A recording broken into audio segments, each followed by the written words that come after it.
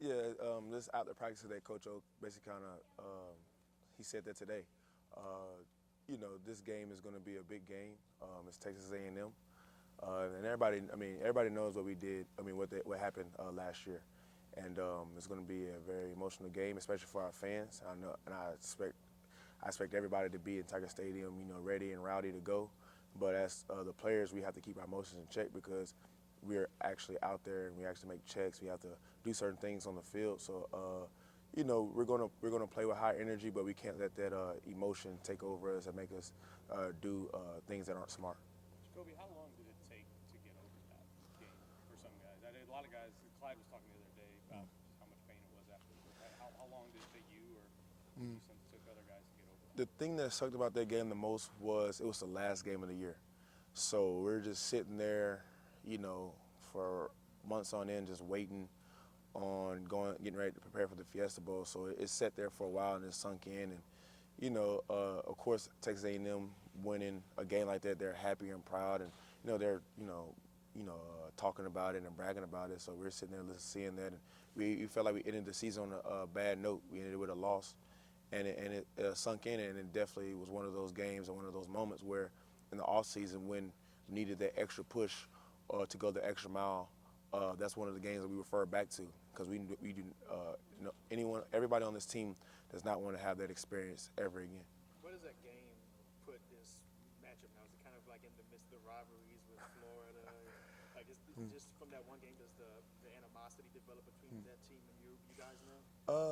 I think it has.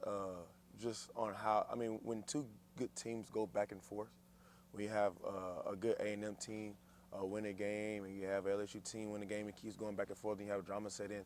That's how rivalries are made. So, when one side dominates the other, it's not really a rivalry.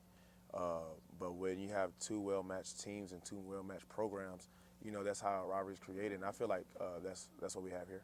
What can you remember on the field moments where you thought it was over? With A&M, man, there were so many times where the offense go down and score, and I'll be like, we'll get them the third down, and I'll be like, oh, well, just one more play. Just one more play, and we win the game. And A&M found a way to either squeeze into the end zone or get in position to kick a field goal. And, it just kept going to 7 overtimes, and, I don't know. Honestly, I'm glad it did end. I didn't think at one point I didn't think it wasn't going to end, but fortunately, I guess it did. But we weren't on the right side of it, I guess. When Grant got the pick, and obviously they ruled that Kellen's knee was down, but at that moment you think you've won. Right. What's that emotional swing like at that moment? It kind of hit you in the face, but we prepare all the time, especially this year. We got to be prepared for everything. Just like in the military, something gets thrown at you, you got to take it. And of course, when Grant got the pick, everybody was excited and all that. But when they ruled Mon's knee down, it was time to move on to overtime. It was time to move on to keep playing and try to beat the Aggies. And like I said, we didn't do that, and it set in with us. And we're going to learn from we definitely learned from our experience, and we're going to use that to motivate us throughout the week. And it definitely motivated us, like I said, during the offseason when we needed the extra push to keep going.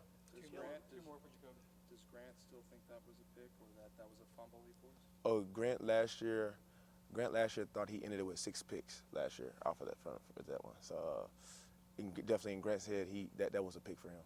Kellen Mond at SEC Media Days, I think he was just trying to compliment his own teammates, but he did say that you guys were cramping up during the game, Right. and then they were standing tall. Did you hear about that comment? Yeah, I did hear that. Kellen Mond, like you said, he's doing a good job of believing in his team. I don't think anybody on their side would give us any credit, and I don't think anybody on our side would say anything different. Kellen Mond is the leader of that team. He's the quarterback of that team, and those guys look to him for confidence, and he's going to give it to them. And that's what a team first guy is going to do. And for us, I wouldn't see anybody doing anything differently.